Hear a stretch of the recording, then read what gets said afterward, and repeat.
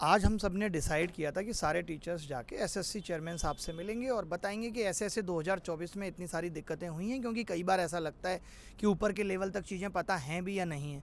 और हम लोग लगभग 12 बजे से इस कोशिश में हैं कि चेयरमैन साहब से मिल पाएँ। उसके बाद पता चला कि वो संसद चले गए, लेट नाइट लौटेंगे, तो हमने कहा लेट नाइट तक हम इंतज़ार कर लेते हैं। और हमने देखा यहाँ ऑलरेडी 100 से भी ज़्यादा बच्चे आए हुए हैं और हर दिन 100-150 बच्चा आके अपना अपना सवाल पूछ रहा है। लेकिन क्या होता है ना कि जब 100-150 बच्चा आके ये सवाल पूछता है तो जवाब इग्नोर कर दिया जाता है। बट अगर वही 100-150 जो हर रोज़ आ रहा है वो एक साथ आके सवाल पूछे तो जवाब देना फिर मजबूरी बन जाएगा। अभी जो ये टाला जा रहा है कि चेयरमैन साहब आपसे नहीं मिल सकते, अंडर सेक्रेटरी साहब आपसे नहीं मिल सकते, ये भी आपसे नहीं मिल सकते, वो चीज़ फिर नहीं होगी। तो हम लोग तो अब इंतज़ार कर रहे हैं चेयरमैन साहब 7 बजे आएँ, 8 बजे आएँ, 9 बजे आएँ। हमने तो सोच लिया अब आए हैं तो मिल के ही घर लौटेंगे और जवाब लेकर ही घर लौटेंगे। तो आप सबसे भी यही गुजारिश है। आप सबसे भी यही गुजारिश है, हमारी तरह आप भी इंतज़ार कीजिएगा, 7-8 बजे तक यहीं रहिएगा। SSC CGO complex, SSC head office के बाहर हम लोग आप लोगों का भी इंतज़ार कर रहे हैं। मैसेज क्लियर नहीं जा रहा है। आप बोलो ना, सभी एक चीज़ें बोलेंगे एक एक करके। पूरा एक ही क्लियर करो ना पहले, फिर आगे लेके जाएंगे दोबारा से। चलो सीधा या तो मैसेज कन्वे करना तो बुलाओ। हाँ बोलो। हाँ, बाकी के नहीं बच्चे हो पाया दोनों। बाकी आप बोलो, बाकी के बच्चे दोनों आदमी मतलब क्लियर। और नहीं, लाइव नहीं है। तो यहाँ पर बहुत सारे बच्चे ऑलरेडी वेट कर रहे हैं और हमें और बच्चों के भी इंतज़ार रहेगा जिन जिन का 2024 का भी इश्यू है, साथ में 2025-26 के लिए भी जो रिफॉर्म्स चाहते हैं। और बहुत सारे रिफॉर्म्स हमने दिए भी हैं और वो रिफॉर्म्स के लिए आप लोग अपनी डिमांड रखोगे, क्योंकि आपकी डिमांड है, ये बच्चों की डिमांड है, बच्चों का मुद्दा है। तो बच्चे यहाँ पर हमारी तरह इंतजार, मतलब जब तक एसएससी चेयरमैन साहब से मीटिंग नहीं होगी तब तक हम भी और आप लोग भी सब एसएससी चेयरमैन साहब का इंतज़ार करेंगे। और बात ये ना कि हम लोग तो आपको रिप्रेजेंट कर रहे हैं, लड़ाई आपकी है, हम आपके सहयोग में हैं, हम आपके लिए खड़े हैं, हम आपके लिए, आप सवाल नहीं पूछ सकते, आप हमारे पीछे खड़े हैं, हम आपके गार्जियन बढ़ के खड़े हैं। कोई मेरा भी भाई है जिसका नहीं हुआ, मैं उसके लिए आया हूँ, कोई इनका जानने वाला है इसके लिए आए, सब एक दूसरे के लिए आए। बट जब ये सारे बच्चे एक साथ मिलके कलेक्टिव होकर आवाज़ उठाएंगे तभी वो आवाज़ दूर तक जाएगी। और हम लोग बहुत शांति से सिर्फ सवाल पूछने आए हैं, हम लिख के लाए हैं सारी चीज़ें कि ये गलतियाँ एसएससी ने 2024 में की, 23 में। आप पिछले 5 साल से हर साल कुछ ना कुछ नया नाटक करके ऐसे बच्चे जो वाकई में डिजर्व करते हैं उनको बाहर कर देते हैं। और ये कब तक चलता रहेगा, हम ये पूछना चाहते हैं। आपका इरादा कब तक है, ताकि बच्चों को बोल दें कि फिर आप तब तक पेपर ही मत दो, पहले इन्हीं के लोगों की भर्तियाँ हो जाने देते हैं, बाद में बच्चे जो पढ़ने वाले हैं वो सिलेक्शन लेंगे। रानी मैम आप कुछ कहेंगे? मैं तो बस सर बस चाहती हूँ कि चेयरमैन साहब हमसे एक बार मिल ले, ताकि हम बातों को वेरी पोलाइटली, पीसफुली उनके सामने क्लियर कर पाएँ, ठीक है। और यहाँ हम लोग बच्चों को ऐसा नहीं है कि कुछ प्रोवोक करने के लिए आए हैं, बस हम बच्चों को का साथ देने के लिए आए हैं। मेरा यही रिक्वेस्ट है, देखो जनरली स्टूडेंट को ना बड़ा इजी होता है यूट्यूब के नीचे कमेंट कर देना, टीचर साथ नहीं देते, टीचर साथ नहीं देते। अब टीचर्स आप लोगों के साथ हैं। देखो मुहिम तो आपकी है, हमसे जो आप एक्सपेक्ट करते हो कि हम वीडियो से सपोर्ट करें, आपका ट्विटर कैंपेन से सपोर्ट करें, ग्राउंड पे अगर आप चाहते हो कि आप अगर 20 बच्चे आए हो तो हमारे साथ हमारा टीचर क्यों नहीं है, देख लो सब खड़े हैं। अब भी अगर आप लोग मतलब आप खुद के लिए खुद ही आवाज़ नहीं उठा सकते तो फिर देखो गलती आपकी है। फिर हमारी साइड से पूरी सपोर्ट है, अब आगे का काम आप लोगों को करना है। तो सभी लोग समझ गए होंगे सारी बातें, अब आपको स्टेप्स लेने हैं। कमेंट के साथ साथ आप खुद बताइए कि आपके लिए क्या बेहतर है क्या नहीं, और आप पर्सनली बताएंगे तो ज़्यादा बेहतर है, ठीक है। जून से जैसे पेपर शुरू हो जाएंगे, 2025 के सारे एग्ज़ाम लगातार पेपर होंगे, तो 2024 में जो गड़बड़ हुई हैं वो जून से 2025 का जो एग्ज़ाम का सिलसिला शुरू होगा एसएससी का, वो दोबारा ना हो। हम सबसे पहले उसके लिए रिफॉर्म चाहते हैं। तो जितने भी बच्चे तैयारी कर रहे हैं 2025 के लिए, 26 के लिए खुद को प्रिपेयर कर रहे हैं, वो एक बार जो है यूट्यूब पे, सोशल मीडिया पे भी, और अगर आपकी कोई जेन्युइन समस्या है तो आप यहाँ के भी टीचर्स के साथ में मिलकर जुड़ सकते हैं। धन्यवाद। और सबसे बड़ी चीज़ ये है कि जहाँ इतने सारे बच्चों के साथ गलत हुआ है, 1200-1400 से ज़्यादा वीडियो यूट्यूब पे हैं, जहाँ बच्चा अलग अलग टीचर से जाके मिल रहा है। मैं खुद इतने पिछले दिनों में 1500 से ज़्यादा बच्चों से मिल चुका, और यहाँ आए हैं हम तो सब बड़े पोलाइट तरीके से बात भी कर रहे हैं, भले ही कुछ बात बन नहीं रही, क्योंकि इनको भी पता है कि चीज़ें तो ख़राब हुई हैं, ये भी ये बात मानते हैं कि चीज़ें ख़राब हुई हैं। बट आप ख़राब कब तक करते रहेंगे? हम आदत डाल लें इसी खराबी की और फिर आवाज़ ना उठाएं।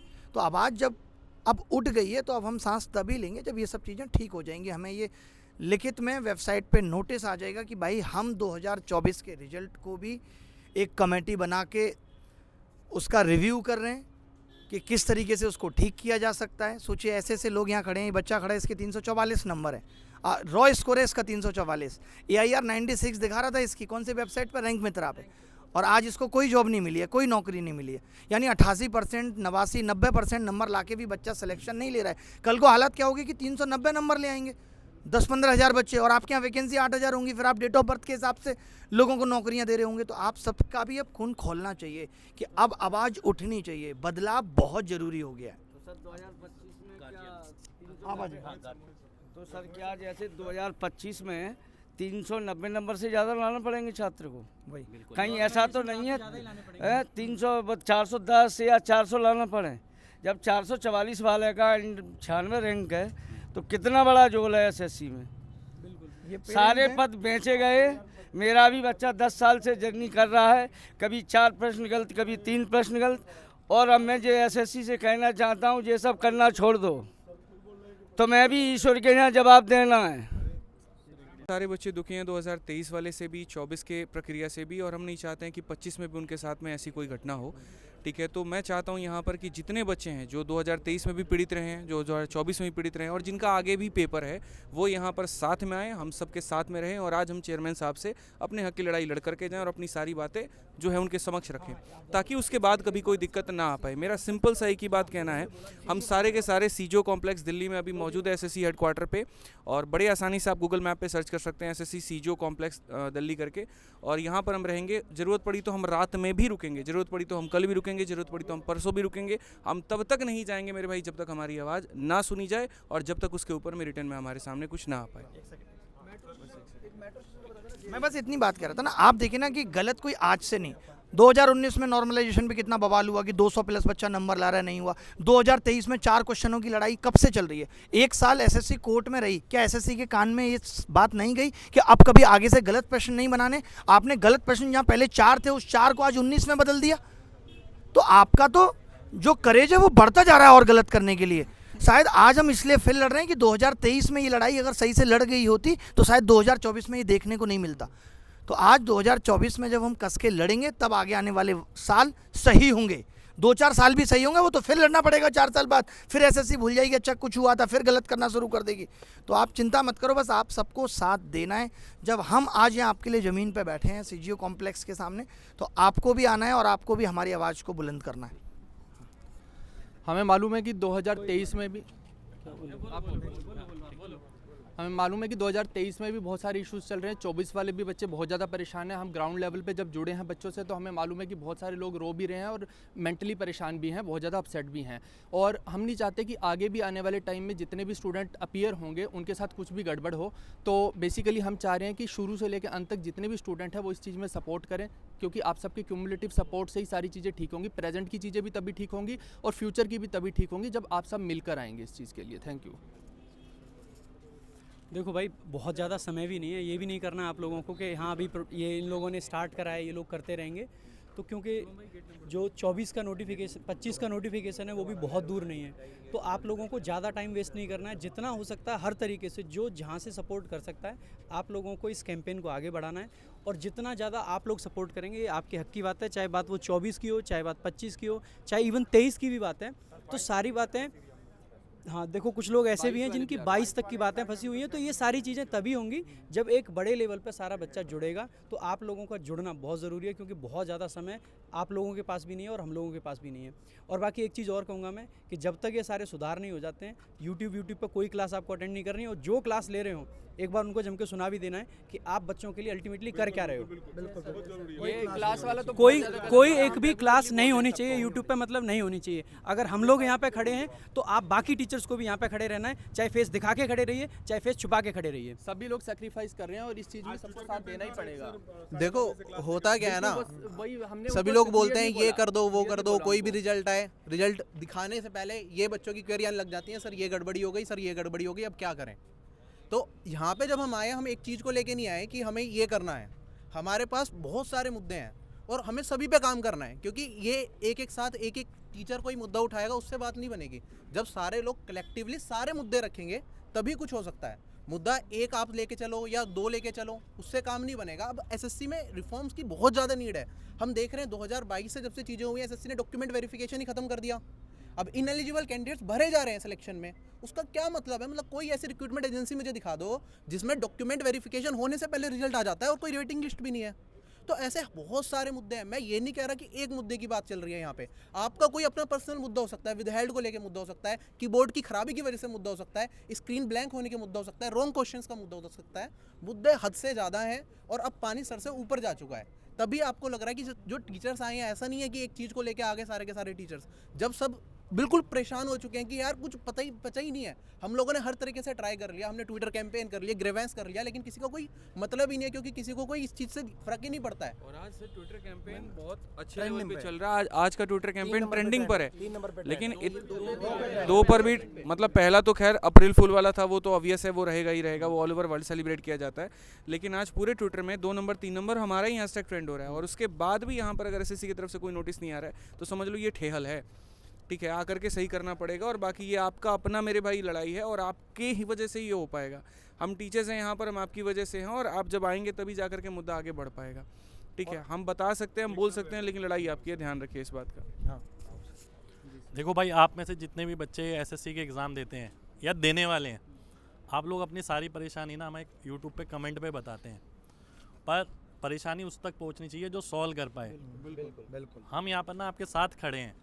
आपकी परेशानी का इलाज ना यहाँ आके हो सकता है, क्योंकि हम नहीं सॉल्व कर सकते आपकी परेशानी, हम आपकी परेशानी में आपके साथ खड़े हो सकते हैं। तो सभी लोगों को साथ आना चाहिए, चाहे आपका पिछला एग्ज़ाम था 23 का या 24 का या 25 का, आने वाले भी बहुत सारे एग्ज़ाम आप में से जो 24 वाले हैं या 23 वाले हैं वो देने ही वाले हैं।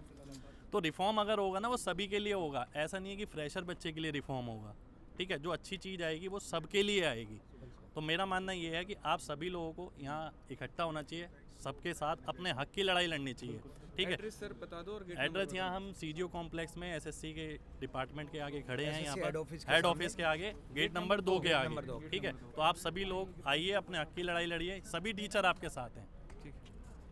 एक मैं लास्ट में कंक्लूड करना चाहूँगा। मैक्सिमम मैं देखता हूँ ना चीज़ें, तो लोगों का ना एक नेगेटिव रवैया होता है, अरे कैंपेन से क्या होगा, इससे क्या होगा, इससे क्या होगा, इससे क्या होगा। अगर सब लोग ऐसे ही बैठ के सोचते रहेंगे ना, तो सच में कुछ नहीं होगा।